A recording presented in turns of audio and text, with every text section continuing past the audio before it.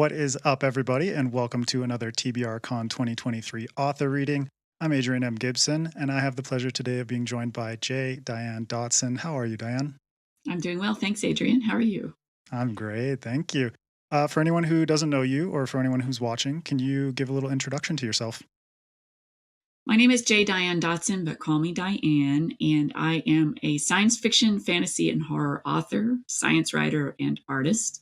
I indie published the 4-book space opera series, the Questrison Saga, over a period of 4 years.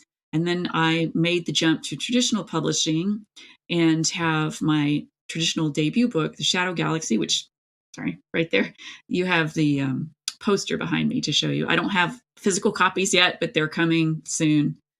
So that is my first jump into traditional publishing. And so that's my first release of the year. I have another debut called so because it's a totally different genre than I've done before. It's YA, and that comes later in the year. That's the Inn at the Amethyst Lantern. But for now, The Shadow Galaxy is available for pre-order, and so that's what I'm putting my focus on. That's what I'm reading from today. Awesome. And I'll throw a little overlay graphic here so people can see the cover. So we got that in all its beautiful glory. I love it. Yeah. And just I want to touch a little bit on the Questrison Saga. So these are the 4 books that Dianne mentioned. How does it feel for you, having come from completing that 4-book saga and the feelings that you had afterwards, but then transitioning into other projects and especially the stuff that you're publishing this year? So it was bittersweet to come to the end of the actual saga, but for anyone who has read them, know that there is a collection of short stories in that universe that I am working on. How that comes to publication, we'll have to wait and see, because I have things that I have obligations to traditional publishing I have to do first. Mm-hmm. So it felt bittersweet, but I knew that there would be more stories outside of the main saga's events eventually. But I did also realize I have so many other stories in my roster that I had for years, some of which are in Shadow Galaxy, some of which are brand new, and also in the pipeline that I wanted to tell.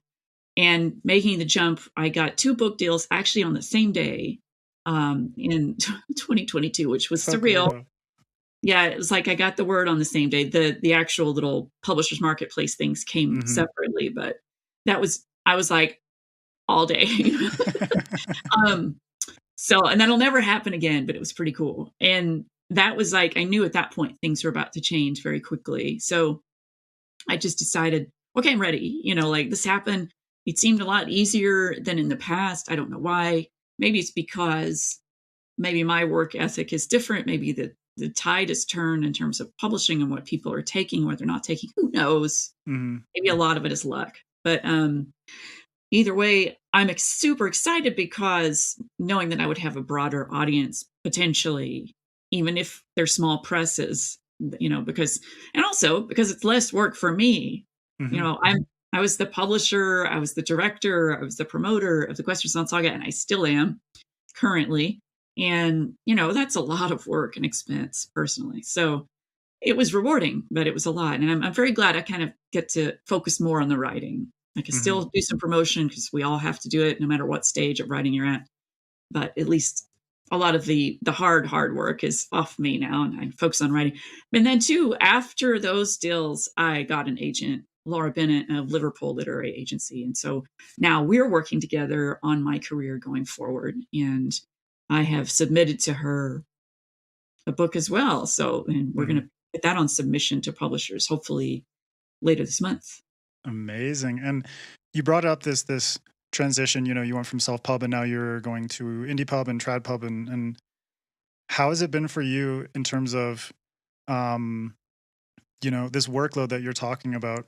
Can you elaborate on that a little bit in terms of the amount of work you had to put in? You have to be very entrepreneurial as a self-pub author, but with an agent and with these publishers, you can take that workload off and now you're able to write more. So how has it been in terms of the division of your workload now and how that kind of affects your writing process?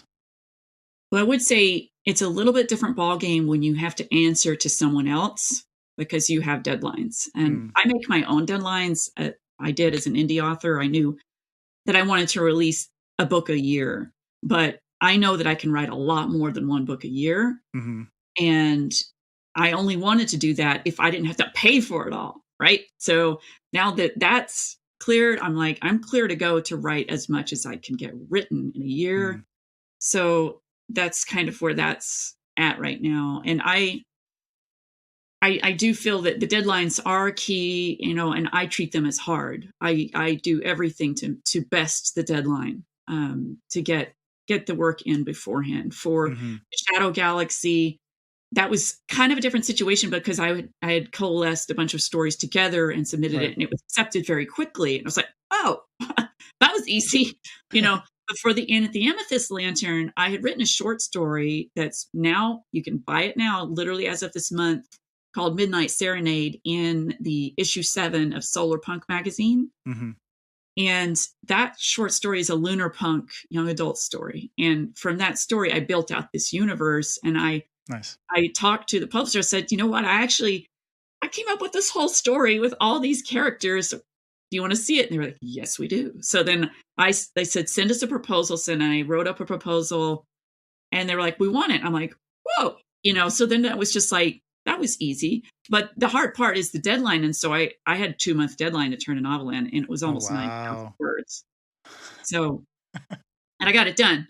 And then when I got the agent, Laura Bennett, then it was also deadline, right? Because I got her, I think it was early October. I don't remember exact date. Or maybe it was late September. It was right around in there. And we went through this. I have a huge IP list of stories and novels in progress. It's insane. There's like 70 items. Yeah, you told me before. I was just bewildered by it. They're in different stages, mind you, but there are a lot. And different formats too. Completely different genre, format, audience, you know, age, everything. And there's very little overlap. So that's just kind of how I roll. And so we were going through it and kind of thinking like, well, what do we know is going to sell out of all of these? Like, what should we focus on first to try to get that first deal together? Right. And we were like, dragons, come on. Gotta be dragons, right? Dragons never go out of style. Fantasy. Dragons are always hot. Yeah. Dragons are always hot. Epic fantasy is always great. Having a young, strong woman character in it, you know, in her late teens, always exciting, especially if she's rebellious and wants to buck the trend. So we're hoping, you know, that's the one that's going to grab someone, hopefully quickly. But I also had a 2-month deadline to get it to her. Oh, wow. And this one is, I think it was 106,000 words. So I did that in 2 months. Crazy.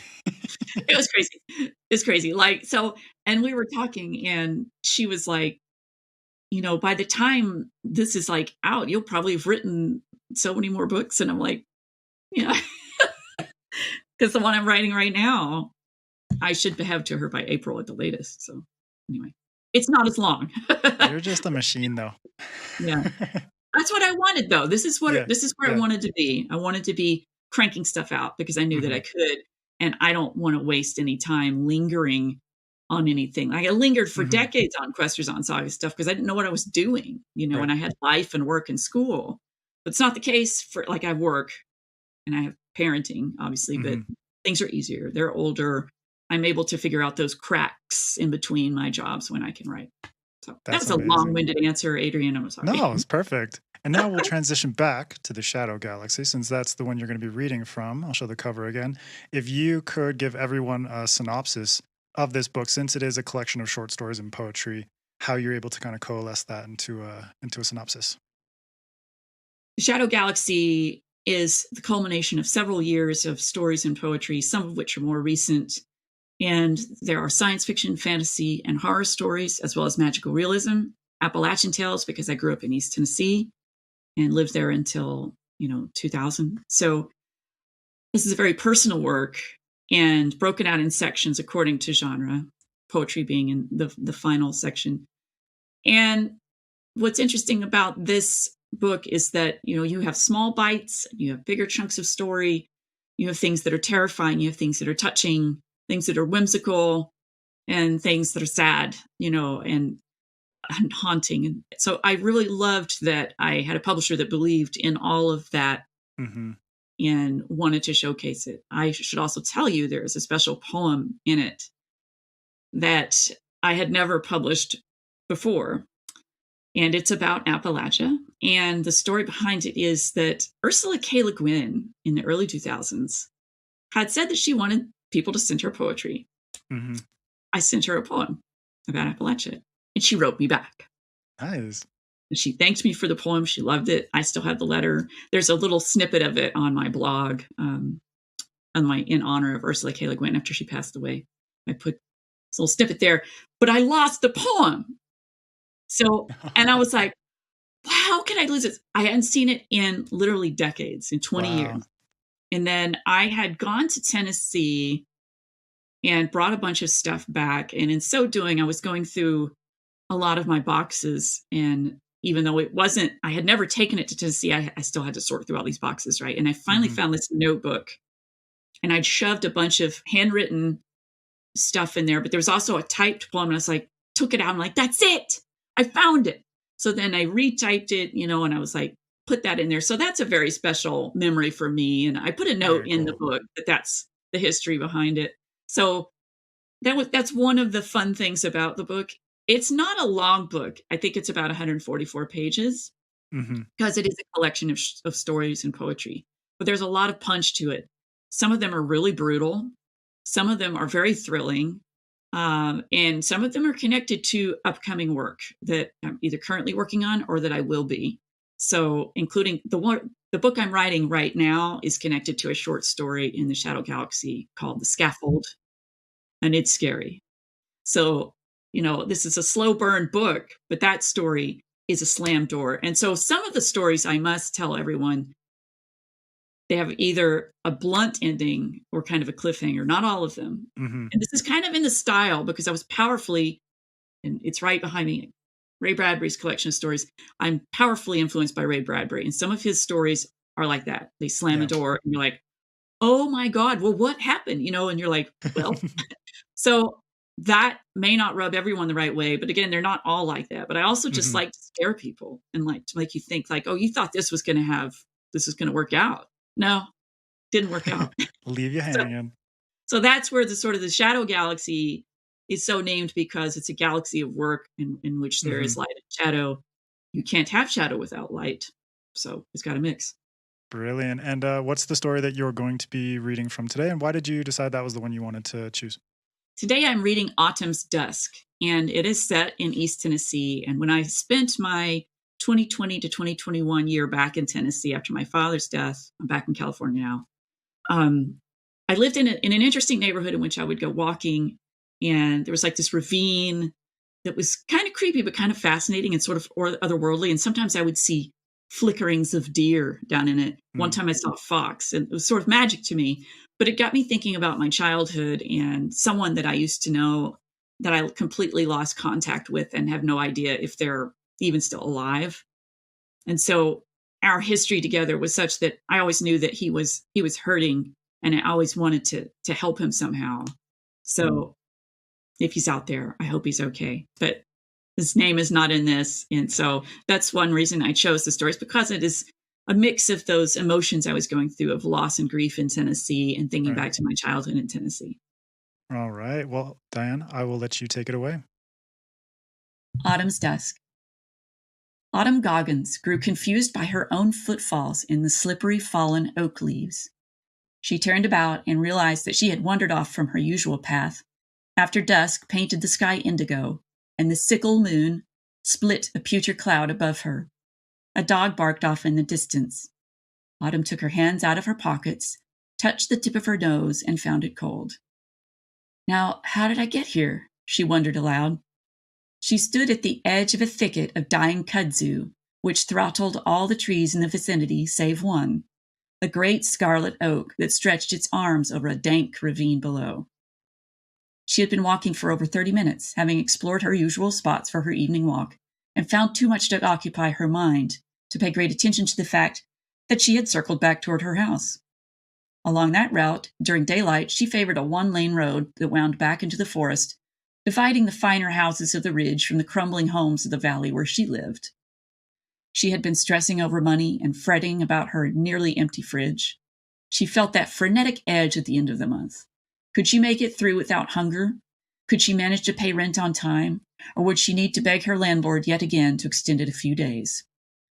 For her employer could not be relied upon to get the payout in the first place, and on other occasions, the mail had been outright stolen. She had, in fact, ignored the silly orange pumpkin faces that the wealthy ridge neighborhood liked to place over the lanterns in their front lawns. She walked, fists thrust hard in her pockets, and did not realize until she had finally stopped and skidded among the leaves where she had arrived. This path trailed off from her favorite road, and she had often wondered in the tame light of day why the path existed in the first place. She had never wandered here at night before. It was much too cold for crickets now. Halloween was tomorrow. Soon the hard frosts would prickle the earth, and her boots would crunch on little mud spikes like so many tiny stalagmites. She gazed all about her and let out a puff of air. It hung momentarily and then vanished. Autumn. She blinked. She instinctively shivered and shoved her hair deeper into the hood of her jacket. She thought, I'm tired. I'm hearing things. I need to go home. A shiff sound in the ravine made her hair on her neck rise. She backed up and away from the edge of that ravine. Autumn. She sucked in air, turned around, and found no one. What she did find set her heart thumping. The road was gone. The high-end homes with their elaborate topiary trees and boring red brick were gone as well. She was alone in a dark land and realized that even the soft orange lights of the town on the horizon were missing as well. Autumn.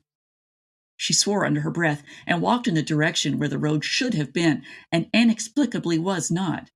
She felt a sudden stabbing pain in her left ear and clapped her hand instinctively over it. She cried out, Autumn, why don't you come down here? I need to talk to you. Autumn quaked. Look, I don't know who you are or what's going on, but I'm leaving. You hear? Where will you go, Autumn? You are not home now. Of course she began, but she stopped. I'm talking to the air. I'm somewhere I shouldn't be. What is happening? She rolled her eyes this way and that and saw no more Halloween lanterns, no houses, and no lights, save the crescent moon and the fuzz of starlight between clouds. What is happening? She felt her throat tighten and her eyes sting. I won't panic. Breathe, breathe, think. There's where the road should be. I'm going that way. She began trudging forward on the fallen oak leaves, damp from dew already, and skidded as she approached what should have been the lane heading back up to the ridge. From there, she could go home. You are not home now. Autumn let out a huh and ran. She thrashed against vines, suddenly slinking down from above, and she heard whispers. They were mixed with the strange voice that came from nowhere, yet everywhere in her mind. Why don't you come down here, Autumn? I need to talk to you. Leave me alone, she shouted, and her voice seemed to suspend. It did not carry. It sounded canned. Oh, God, she whispered. Where am I? What is happening? Just come down here, Autumn, so I can tell you. Who are you? Autumn yelled, but even as she raised her voice, its pitch flattened again. She flailed, looking all around her and at her feet, and vines now stretched like a cage in all directions. The lane, or what had been the lane, was completely blocked now by those vines, and they encroached, shivering, rustling. She stared up and out at them, watching the faint light of stars and moon shrink. She would be entrapped soon in a cone of vines with no way out. Just please let me go. I need to go home. I need to get back to... Autumn, you are not home now. I know that, she shrieked, and she tried to look for the oak tree, something, anything that might lend her a mental anchor to time and place. She knew the place through some shadowed lens, but she began to wonder about the time. She sat down and hugged her knees. The ground within her cage of vines felt warmer than the outside of it. She trembled uncontrollably for a few moments, and her lungs rejected this treatment by answering with a bronchospasm. She coughed. Then she controlled her breath. Shaking at first, she forced air into her lungs and slowly exhaled it, counting to 10. Then she stood again and pushed her hands against the vines. They felt taut and rigid, and try as she might, she could not break them. Then she felt angry. I don't know who you are or why you're doing this, she said loudly, vehemently. Where do you want me to go? Come down here, Autumn, so I can tell you. I can't very well come down anywhere if you've got me trapped, damn it, she shouted. Let me out of this shit. She noticed then that her voice did carry, finally. Emboldened and enraged, she ran at the cage of vines, intending to strike it with her shoulder, but instead they parted. She fell fully onto the ground and sprawled. She swore more as she clambered onto her knees. She could see a shadow all around her, a shadow with many arms. She shuddered and made herself look up. It was the great scarlet oak, bending its arms toward her. She felt her mouth fall open and her lips go dry. Before she could move, the branches creaked and snapped and swirled, and some of them bent down low enough to wrap around her. She felt herself being lifted at least 20 feet into the air, and for a moment she felt weightless. Then with a rush, she saw the ground rising to her, and she thought, that's it. I'm going to be smashed by a tree. A tree is going to kill me. Well, now I don't have to worry about rent. But the tree did not deposit her there. It swooped out and over the ravine, all vines and branches of other trees, and plants shuffling away to make room. And then, quite unceremoniously, the tree dropped her about a foot above the ground onto her side. She grumbled and turned, and then she gasped. A slim form, some 4 feet tall, stood next to her. It was covered in leaves, oak leaves. It was shaped like a person, but had no eyes, and no mouth that she could see. It did have arms and legs and feet completely encased in oak leaves. She could not help but stare rudely down at this creature, for her brain could not come up with a better alternative. Autumn. She thought for a moment. She said, well, so it's you who's talking with me, but you have no mouth. You're using thoughts? Memories. Do we know each other? She asked. The form simply stood there, not moving, arms at its sides. Autumn, I need to talk to you. Okay, she said, rubbing the leaves off her sides and back. I'm here. Talk to me. Autumn, you are not home now. She could not help it and snorted. I got that message loud and clear. But where is my home? What is this? Some kind of illusion? A Halloween prank? She felt stupid even saying that because she knew on a core level, perhaps to the very bonds in her DNA, that this was no trick. She was in a different version of place, of home. No, you are not home now. What do you mean? I do live here. This is not your home. Autumn shook her head. I don't understand. And who are you? If there's someone under those leaves, and she reached out for a moment, but the great oak shot a branch down against her chest and flung her back. She thought she heard a deep baritone huff from the tree, but she could not be sure. Home. And the leaf being raised one arm and pointed off in a direction. Autumn watched. She crinkled her forehead and thought, could this being mean her old home from years ago, out in the country, by the train tracks? Home. Yes, I grew up somewhere out there. And Autumn turned to the direction of the leafy arm. Yes, it was out to the southwest near the old station. I need to talk to you. Excuse me. Autumn watched this being slowly lower its arm. The oak tree bristled above them. They told you I moved away. She blinked. What? Who told you? Who? The being continued. They told you I moved away with my dad. Autumn felt a cold spike in her chest, as if she had been stabbed, but she pressed her hands along her sternum and found it quite intact. Her mind began collapsing. Flashes of her adulthood, her many moves, her work, her lonely life, her missing the one companion she had had for 3 years when she was 11. No, said Autumn, because she did not know what else to say. No. Ryan? Everything stilled then. The shuffling of leaves in the night wind, the creaking of the oak, her breath. She remembered. They were sitting against the old chain-link fence. Ryan was leaving to move to Georgia. She was 11, he was 12, and this was the moment they said goodbye. He had come to her one afternoon after school not 2 weeks prior. Shaking, he did not know what to do, tears in his great brown eyes, which his bowl haircut obscured just a bit. He had been her best friend, and they had moved away with his father, or so she had been told. She had never met his father. Ryan talked of him in reverent tones and clearly missed him. His mother seemed nice enough after the divorce, but when the stepfather moved in, everything had changed. Ryan, she began, wanting to reach out to the sleep child. This is my home now. No, Ryan, what happened? How'd you get here? What is this? Autumn said all at once. You are tall now. This is not your home. Why are you here? What is going on? The leaf boy began to walk, his feet making no sound, and then he turned and said to her through her thoughts, Halloween was fun with you. I never told you that. Autumn felt her abdomen heave from years of unshed tears. There was much they had never told each other. Two kids with sticky popsicle hands, coated with tree bark from all the climbing out in the country. Two kids that time and family had seen fit to separate, or so Autumn always believed, until now. She did not want to know, but she knew she had to. They brought you here, she said slowly, to the ravine. Ryan, I'm so sorry. I am so sorry. If I'd known, I would have helped. We can say goodbye now. I don't want to. I'll tell the police. I'll make sure. And she gagged on her tears. You get a proper burial. I'll do whatever I can. You are my best friend. You are like a sister. Autumn reached for him, but he walked faster. We can say goodbye now. Is that what you want? Autumn asked, aching to run after him and throw her arms around him and carrying him away from that damp cleft in the earth where she had been thrown so many years ago. But branches seized her from above, and a low, deep sigh resonated from the great oak. She was swiftly raised and placed back above the ravine. Ryan, she sobbed. Now you can go home. Wait, cried Autumn, and she found her voice ringing clearly through the air and echoing. She gasped and found lights shimmering through the trees, the creamy gold lights of houses. She heard the same dog barking more intensely. She glanced over her shoulder, and the manic black triangle eyes and jagged mouth goggled at her from the ridiculous plastic pumpkin lantern of the estate behind her. She turned her gaze back to the oak tree, which looked more decrepit and gnarled than she had remembered. Oh, Ryan, she whispered. She set her foot forth, though, and with a supercharged strength, she walked up the lane, pumping her legs until they burned. She topped the ridge and slipped across the main road down to the valley toward her house.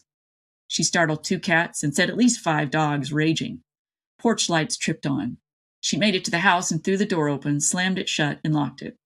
She stood with her back against it and looked at her living room, the floors dark and stained, the furniture spare, joyless. No. She would not go on like this, with an empty home and an empty life. She would do that for him, after she found justice for his murder. She glanced at the clock, and she closed her eyes and swallowed unshed tears. Midnight. Happy Halloween, Ryan. The end. Amazing. Thank you so much, Dan. That was a fantastic story. And I think the ending is very, like you said, it's like the kind of punch that you were going for, inspired by Ray Bradbury. You know, for me, it's very concise as a story. And then by the end, boom, you know, just a very poignant ending that doesn't need anything more and lets readers use their imagination to think further about it, you know? Thank you. That's high praise. And that is, again, The Shadow Galaxy, Dianne's short story and poetry collection, which is out on March 3rd, correct? Yes. Yep. You can pre-order it anywhere or via partners. Amazing. And what formats is that available in? Digital, paperback, or hardcover? Paperback and ebook currently. If it sells well enough, maybe there will be a hardback. So get your pre-orders in so you get them on time. Right on. And Dianne, if you could let everyone know where they can find you on social media. First of all, I have a website, jdiannedotson.com. That is jdiannedotson.com. From there, you can find my social media, or you can find me at Dianne Dotson. That is JDIANNEDOTSON. Twitter, Instagram, Hive, Mastodon. My instance there is Mastodon.online. And for Facebook, it's Dianne Dotson Writer. Awesome. Well, Dianne, thank you again for taking the time to do this. I really appreciate you reading from The Shadow Galaxy. That was an excellent selection that you chose, but hope to see you soon. And